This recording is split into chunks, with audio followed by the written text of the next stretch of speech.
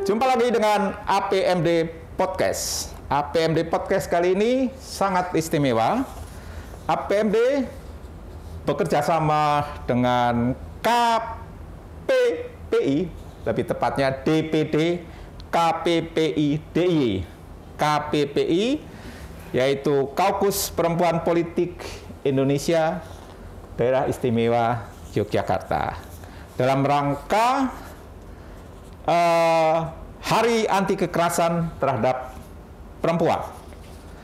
Dan tema yang diusung cukup berat, Bu.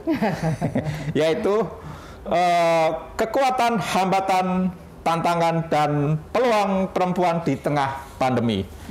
Nah, pemirsa APMD Podcast, di tengah bersama kita telah hadir Ibu Nelly Tristiana S-Cup Nurse. Nanti tolong dijelaskan nurse apa. S-Cup Nurse. Beliau adalah penyintas COVID-19 dan perempuan kepala keluarga. Nah, saya ingin bertanya ke Bu Nelly. Kita sudah hampir 2 tahun ya? Didera pandemi COVID-19, banyak korban, terutama banyak korban, kemudian dari para nakes juga banyak korban. Dan mungkin Ibu Nelly sebagai penyintas bisa cerita sekilas saja seperti apa sebenarnya pandemi COVID-19 yang dirasakan oleh penyintas.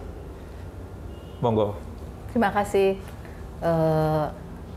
Saya selaku penyintas terkena itu setahun yang lalu. Setahun yang lalu. Okay. Jadi akhir November saya terkena pada saat pandemi. Setahun yang lalu. Iya, saya jadi saya penyintas, kebetulan kepala keluarga karena suami saya juga terkena COVID dan saya bertahan, suami saya pulang. Jadi tanggal 1 Desember 2020 suami saya setelah dirawat 12 hari di rumah sakit, dia harus maksudnya dirawat di rumah dan di rumah sakit 12 hari. Di rumah dan di rumah sakit.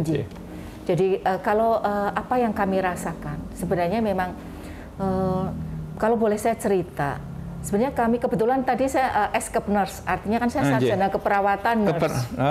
Saya seorang profesional kan akhirnya di bidang kesehatan. Jadi nakes istilah sekarang yang tetapi kebetulan saya tugasnya tidak di lingkup kesehatan. Dulu memang saya di dinas kesehatan tapi sekarang tidak. Artinya secara keilmuan saya memiliki basic ilmu. Termasuk suami saya juga. Suami saya juga seorang sarjana kesehatan masyarakat, magister kesehatan. Kesehatan.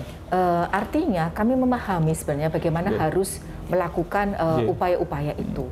Dan itu memang kami lakukan sebenarnya. Tetapi satu hal yang waktu itu mengapa kemudian kalau bicara takdir itu sudah beda Tetapi kalau saya coba flashback ke belakang, mengapa kemudian saya terkena?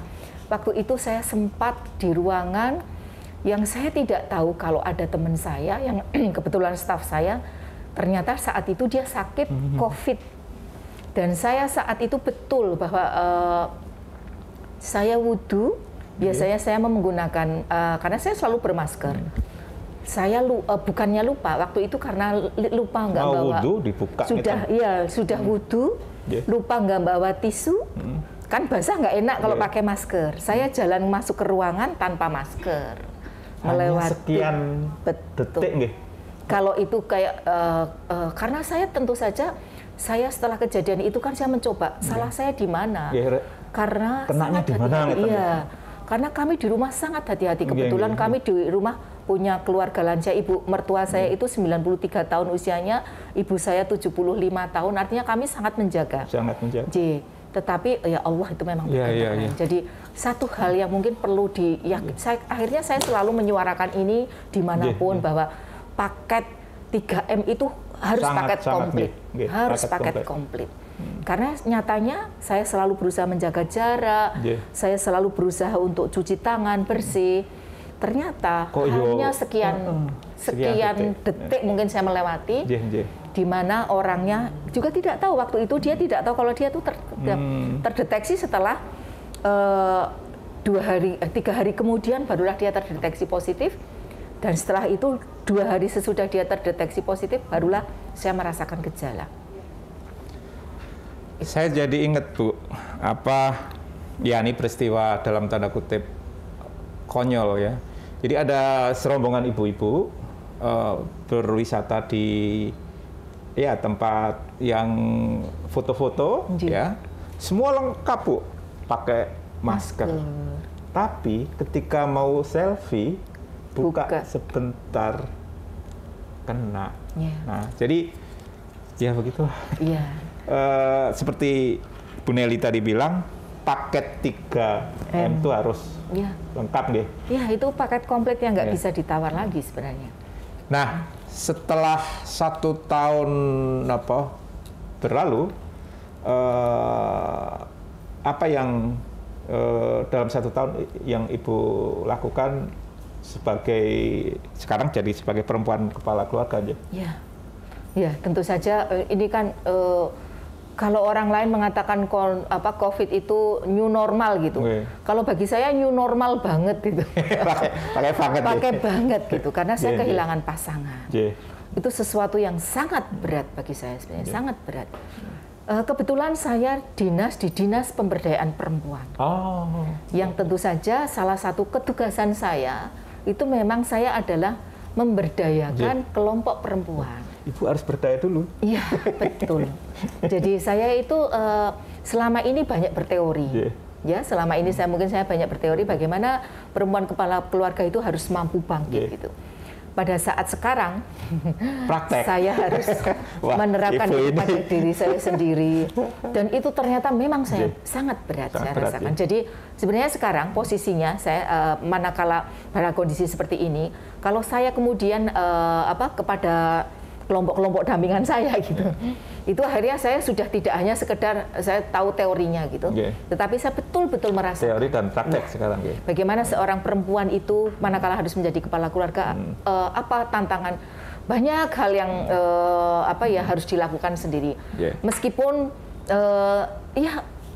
kalau saya dikatakan saya sebagai kepala keluarga saya masih sangat bersyukur karena saya bekerja. Anak-anak saya 2 sudah mentas semua. Artinya kan kalau secara ketugasan mungkin saya sudah relatif lebih lebih sudah temoto. Saya tidak bisa membayangkan kalau perempuan kepala keluarga pada pandemi masih kecil-kecil. Pandemi COVID ini luar biasa, Bapak. Kebetulan saya ketua Satgas Posko untuk perempuan yang terdampak dan anak terdampak pandemi COVID. Jadi banyak perempuan dia punya anak 3, punya anak 7, sampai ada yang punya anak 7.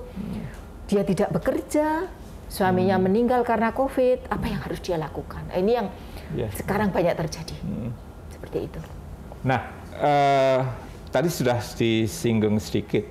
Nah, tetapi biasanya begini Bu, di tengah di tengah musibah, di tengah keterbatasan, di tengah tekanan, itu biasanya ada semacam spirit untuk kreativitas. Nah, kira-kira untuk para apa yang ingin Ibu sampaikan kepada perempuan kepala keluarga, terutama yang penyintas COVID, apa yang ingin Ibu sampaikan sekarang ini? Ya syukur-syukur dalam waktu dekat kita akan melandai dan hilang, meskipun kita tidak tahu kapan. Apa yang ingin Ibu sampaikan membuat mereka tetap semangat gitu?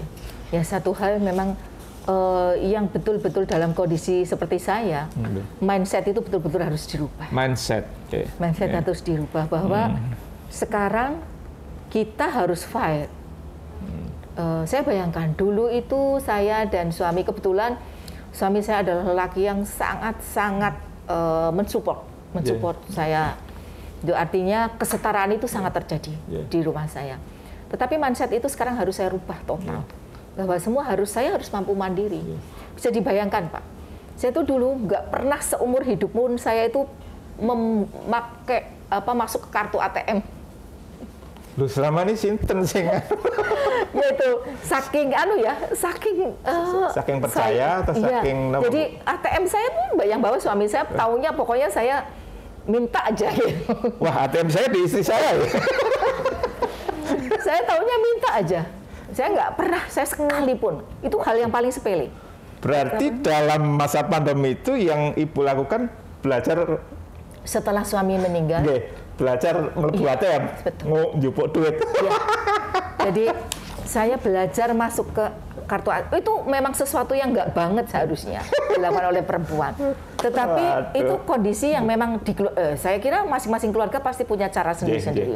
Bagaimana kemudian saya memang tidak suka dengan urusan perbankan gitu. Saya memang nggak suka. Jadi urusan yang banyak urusannya gitu. Saya memang nggak begitu suka itu. Wah, Ibu ini nggak suka duit nih. Bukan nggak suka, Pak. Saya tuh sukanya cash gitu. Jadi saya itu kalau misalnya mau pergi gitu ya sangunya cash. Itu memang nggak banget itu kalau untuk zaman sekarang. Tetapi ternyata mindset saya sekarang kan berubah. Betapa kemudian saya harus belajar menggunakan sekarang transfer, sekarang itu ya saya harus belajar di situ. Gitu. Bagaimana kemudian pada saat ya rumah ada masalah, tadinya ya bingung mau apa yang harus saya lakukan ini, kondisi rumah harus AC rusak begitu. Oh ya hal-hal yang dulu mungkin dilakukan oleh suami ya sekarang harus saya lakukan sendiri.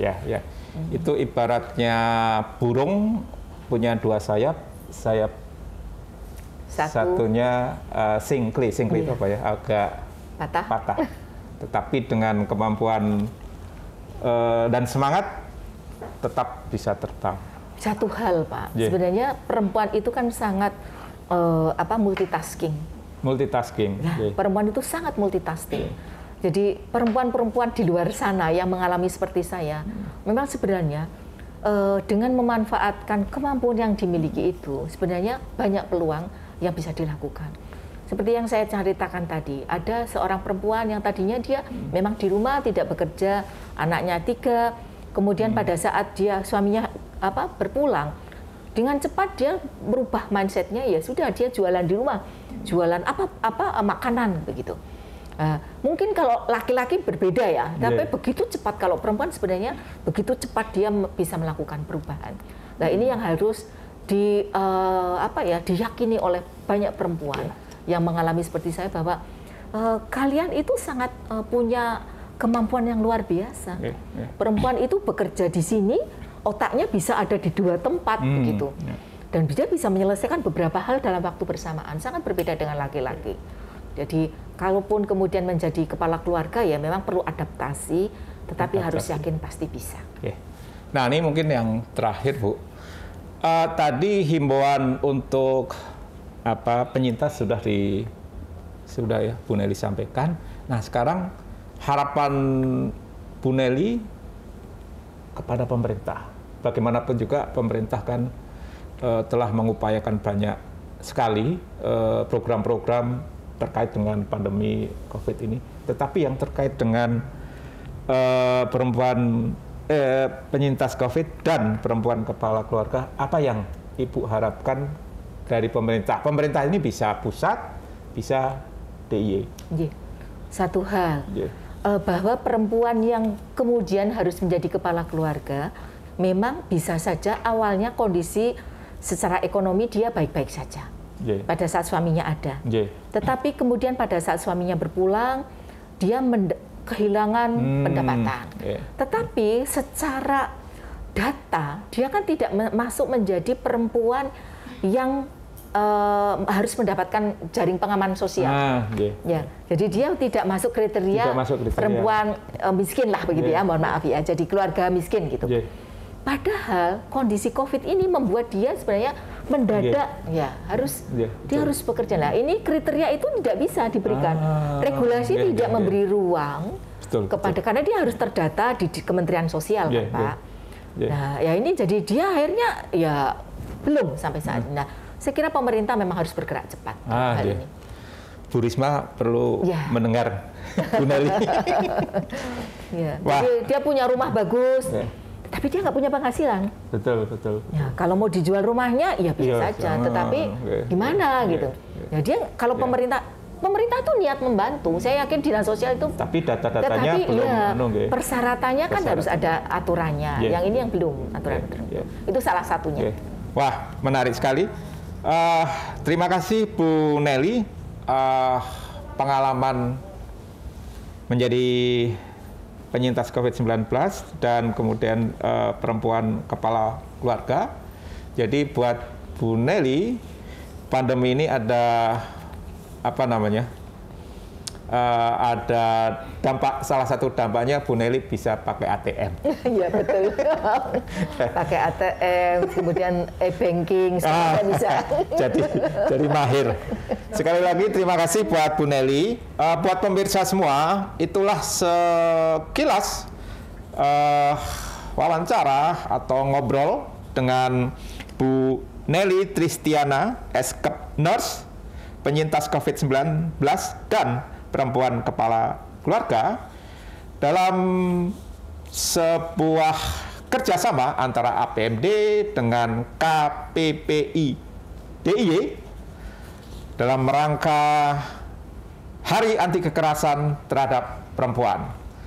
Terus tonton APMD Podcast, sebentar lagi ada tayangan-tayangan yang lain. Sampai jumpa, APMD Podcast.